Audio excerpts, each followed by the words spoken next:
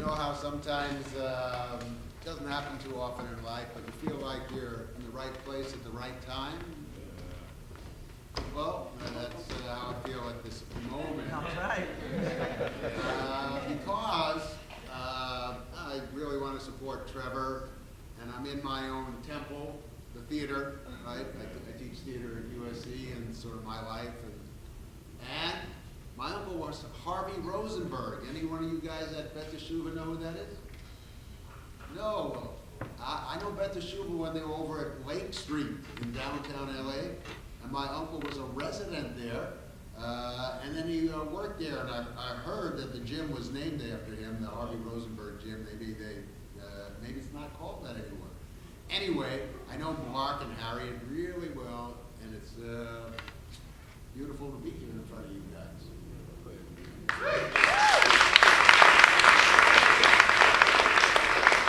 And I'm wearing a HomeBoy t-shirt because I represent both. You know, I know these organizations for so long. It's great to be they're part of our city. So this is my little redemption song. My little shout out for redemption. Every day I wake up and I turn over to see if my wife is still in bed next to me. Sometimes she is, sometimes she's not. When she is, I lean over to bury my nose in her long, curly Indonesian hair to inhale its sweet aroma. When she's not, I know she's probably at the gym, that is the Y, taking a spinning class or a gravity stretch class at 6 a.m. Every day I wake up, reborn, a new day. I get out of bed. Slowly at first, feet first. Too fast, I get dizzy because of the blood pressure meds. So I get up slowly, and I go to the toilet to pee. The seat's down because the wife put it down. No problem, I put it up. Why do couples get so upset about a toilet seat? Every day I sit on the toilet and I read the LA Times. Sports page for maybe half an hour. Box scores, Dodgers, Lakers, college football, anything they got. Then the front page, the native editorials, weather, calendar, check the market, and the shutdown, and the debt ceiling, and the wars in Iraq, and Afghanistan, and on Wall Street, and in Washington. Every day I go to the internet to connect to the world wide web. First thing I do is go to the hunger site, make my $1 donation with one click of the keys. Same for breast cancer, diabetes, veterans, animals, autism, literacy. 9 in all, 9 clicks, $9. An easy shot of redemption. Every day I don't go to work unless you call work being alive, or sitting down facing the blank screen, writing something to Malaysia or Bali or Paris or New York, a new place, a new piece for Art Rising or HomeBoy or Beit, House of Return where my poet con, Uncle Harvey, used to live and work. Or for Trevor Davis, the only visionary social activist of USC's hungry alums. Not every day, but I wish every day I played tennis in the hood on Slauson and Van Ness with a 59-year-old muscular beanpole black tennis coach named Earl. He drinks beer from his water bottle, plays drunk. We don't keep score, but we play. We don't keep score, but we play fiercely for points. 1 point at a time, no score, no past, no future, just 1 point at a time, 2 or 3 days a week. When I can afford the time, but I wish I wish 7 days a week, another shot at redemption.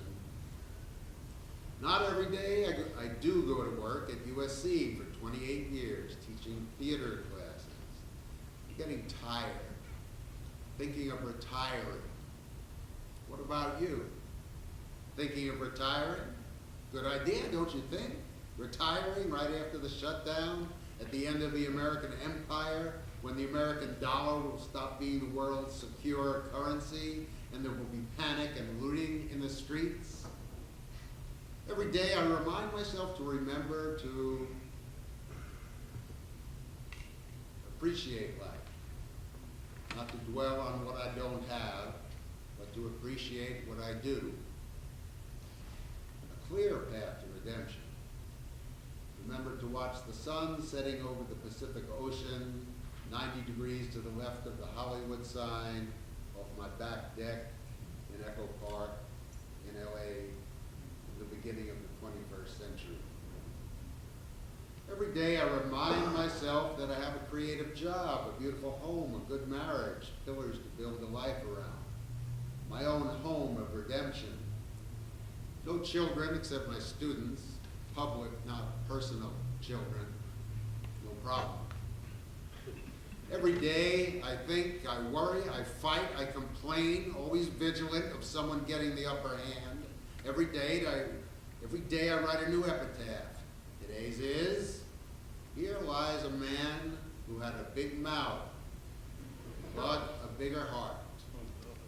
Every day I think about dying with no regrets, which is bullshit. But at least I want to be ready at any moment, in this moment, after cancer and death and loss and life. You always have to be ready to go.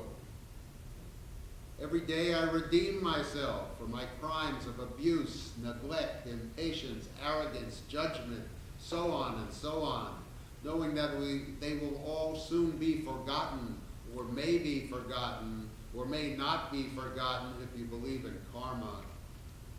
But knowing for sure that I'll be forgotten in 100 years, because how many of us will be remembered in 100 years? But what is transcendence anyway, if not an ache to be bigger than yourself? Every day I ache, forget church and temple and Allah and God and family and children and love and marriage. There's art, right? That's transcendence, baby. Art.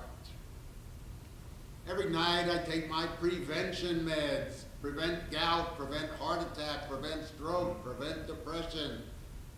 Okay, so I do want to live. At least for my young wife who wants me to live. At least for her. Every day I go to bed, we go to bed, not always at the same time, but in the same bed. We don't always make love, but we go to bed next to each other pretty safely, soundly, gratefully. I sleep pretty well with a wife and all my stuff. I sleep pretty well. Every day I try to remember to sing